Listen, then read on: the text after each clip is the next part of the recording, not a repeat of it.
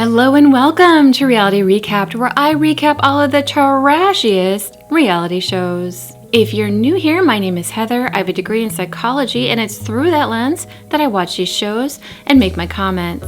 Of course, I have not met with any of the people on the show, so everything that I state is simply an opinion. My channel is a little bit of education and a whole lot of snark. This week, I'm recapping Sister Wives Season 1, Episode 6, A Fourth Wife to Be. Kody at Robyn's house is a whole different kind of man. Look at him cutting up celery. I mean, it's still Kody, so I do know that celery he's cutting up is only meant for him until Robyn says, Brianna wants some of the celery. Okay. "Can I remind you how helpful he normally is with his other wives?" It's all yours now. No, you have to know how to do things like this. You know, Cody's gone sometimes and you just have to do things by yourself. Sure, it's good to know how to do stuff yourself, but he literally just set that dryer down. He's there right now. Why is the pregnant wife installing the dryer for the non-pregnant wife? Oh, right, because it's Kody. Robyn tells us she's very excited to finally get married. I have been engaged for a while now, and it's been a long courtship and a really long engagement, and I'm ready to be married. The other wives look thrilled.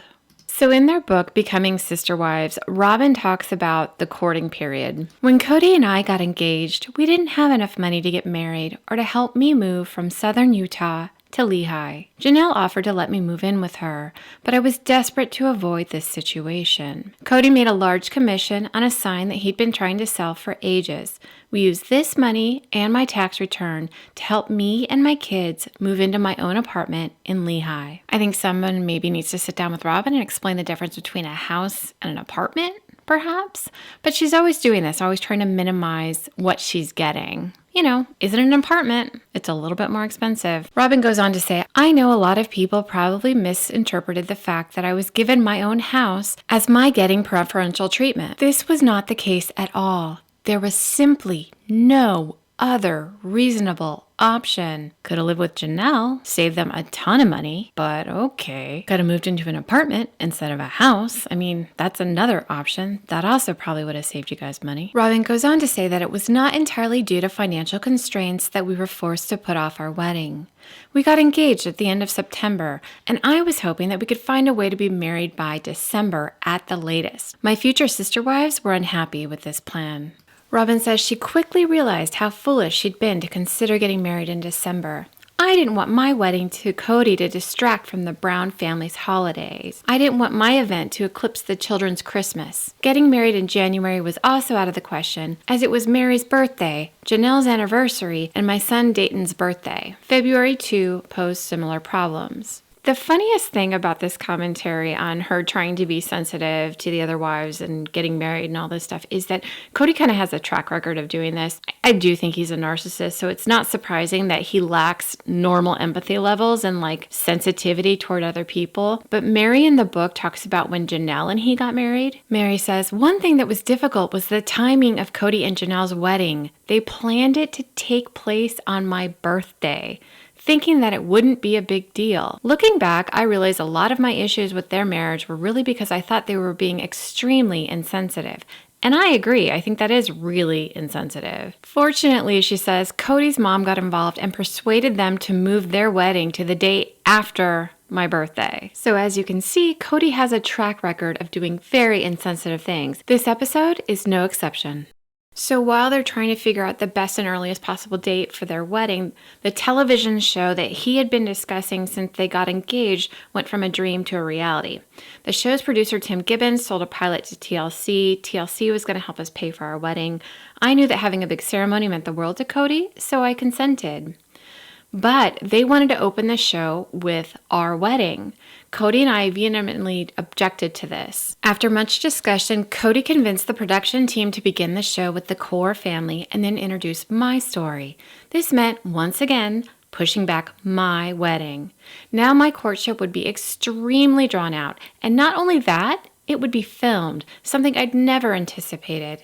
I'm glad that Kody and I had time to ourselves before the cameras. Eventually, we were able to settle on a date for our wedding at the end of May. Kody swore that when he and I married, it was going to be a big deal. I didn't want all the bother and attention. And I certainly didn't want the drama I worried would come with the territory. There's been a little bit of tension of Kody's time and if I should get equal amount because I'm not married to him yet. I kind of understand her point and where she's coming from, but I also understand the wives that have already been there and their point. We all know that this is an illegal marriage, so can't you just go and do this ceremony and seal it or whatever it is that your marriage is, get you a celestial planet and then still have the reception later on?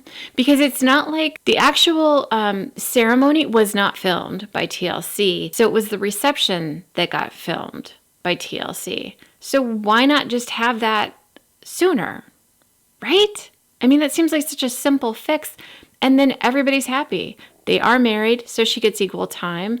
And she's not getting special treatment that other people don't get. There's no difference to me between a wife and a fiance. I don't think a fiance has the same privilege as a wife. That's not fair to me. When they're married, she gets equal time. I disagree with it. Courtship had to go for so long. As far as time, that was needed for the kids, for me to build this relationship with him. I agree with Christine, too. Certain things. Like what? Like the thing? Oh, not the thing. Once the wedding happens, I'm sorry. It's just really hard for me because I moved my whole entire life. Changed job, school, life, everything. It's almost like they didn't even hear my suggestion. You guys, I got it solved. And what's interesting about this is Robyn is saying like how unfair this is to her and how she wants equal time now. And I'm pretty sure she ends up getting equal time now, but it's not said necessarily. It's like they show us the argument, but we don't know what was the decision that was made and why was she able to get this extra time. And again, Kody in the last season said, Robyn came cap in hand. No, Robyn came and made demands, which is in her right. As a human, you're allowed to request things and speak your truth and all that fun stuff. But what he says in terms of like how humble and shy she was when she came into the family isn't accurate. She's calling the shots from the get-go because Kody is willing to let her do whatever it is she wants to do. And that falls on him. It's not Robyn's fault that she's getting away with all of this. But she also continually talks about how she wants to come into this family. And when you come in and your demands get met and other people's get ignored, it's only natural that you're not going to be liked, that your sister wives aren't going to want to be around you, that they're not going to see you as a team player, that they're not going to trust you. So she is creating a situation that's not good for herself if what she's saying is true, that she wants this large family, she wants all these sister wives, and she wants to share all this love and family and responsibility. We have 5 weeks before the wedding. We have flowers, the cake testing, the reception hall, the dress. Okay, so there's a lot to do, and everybody looks real excited to jump right in. I can't think of anything more boring than helping somebody plan a wedding, honestly. But Robyn thinks this is a great time to make it about the family. In their book, Becoming Sister Wives, Robyn writes, "When I got to Lehigh, I made it very clear to my sister wives that I wanted my wedding celebration to be about family. I made sure to include them in every step of the planning process. The flowers, the cake, the invitations, the food. In fact, Janelle even picked the location herself, which was great." So even though Robyn says she's like including them, so it's like it feels like it's a party for everybody, this is my worst nightmare. First, that my husband is marrying another person. And second, that I have to help plan the party. We're looking for flowers for reception. Smells awesome. Yeah, flowers smell awesome. Right, huh? Oh, wonderful. Now, are you guys sisters or moms or? Oh my God, did she just ask the sister wives if they were Robyn's mom? They are not that much older than Robyn, lady. Oh my gosh. Man, just a knife in the kidneys. I think you guys should all get to kind of choose. As long as it's coordinated sort of That'd be thing. Don't you think it'd be fun? So much fun. Christine says she just wants to go with a corsage because she's going to be holding Truly. She sleeps through the night. She's like this miracle baby. I just always want to hold her 24/7. Which brings me back to the book. Christine writes that she gave birth to Truly and was suffering from extreme postpartum depression. "I never thought I'd feel such a sense of loss and such crippling jealousy. I thought I was better and stronger than that. I really did." So while Christine is sitting in this flower shop being asked if she's the mother of Robyn, who is marrying her husband. She's also dealing with postpartum depression. I am just like, how did you even get out of the house? How did you figure out a way to put on clothes and get yourself out of the house? Like, clearly you are very strong, because that would be really challenging. And then on top of that, you're being filmed. You know what? Everybody do their own thing. Everybody choose something they think is exciting and fun and they will love. I loved that she involved us. I think it's kind of cool. Yeah, I like it. I have never seen a shoulder corsage. A shoulder bouquet? What do you even call this? I'm going to pay very close attention to who is donning this very unusual and very strange shoulder bouquet. But I was very to not be intrusive. Is Mary trying to steal the show with a shoulder bouquet? We'll find out next episode. So the next thing we had to do was the cake testing. This is the part that I would enjoy. Eating cake, I could do that. That would be fun. Olivia brings out cake selections and walks them through all the tastings. See the death by chocolate. Okay, so the next time we're dying for chocolate. What a sweet, loving wife you are. Don't touch my chocolate. This is playful, but I think you can definitely tell there's a little bit of tension under the surface. I don't think that we're sitting there announcing polygamous. Everybody can vote for their top 2 favorite cake. We're gonna do it with our eyes closed. You are. That's just nasty. Wow, that is just disturbing. I was dancing. I don't think that can be called dancing. The carrot with cream cheese frosting. Okay, the white cake with strawberry filling. Robyn, will you just pick my favorite? And the white cake with almond filling. The strawberry with, if you get to count 2 votes. The voting went very well, and I got the cake I wanted for my wedding. They have a design. What do you mean I'm a sucker? I voted for it. That's because Kody voted for it. That's what she's Oh saying. crap, I didn't even know. I had my eyes closed. Robyn, good job. It's not always us against him. Very much a democracy. That's the word. It's a democracy. If you get to count 2 votes. It's not a democracy. So Kody gets the cake he wants, and they move on to the next place. Reception is a few weeks away. We're still looking for a place to have the reception. Wait, hold on. You have 2 weeks before the reception, and you don't have a venue yet? I don't buy this story, especially with filming. They have to get permits and pull all that, and it's way more complicated than that. There is no way they don't have a venue. This is just them acting out. But let's pretend that Janelle picked it out, okay? Ready? You have to know, I hate receptions. They're just horrible and stiff. So you normally don't like reception? No. Do we really have to have a reception? I didn't really have one. We all kind of live vicariously through Robyn's.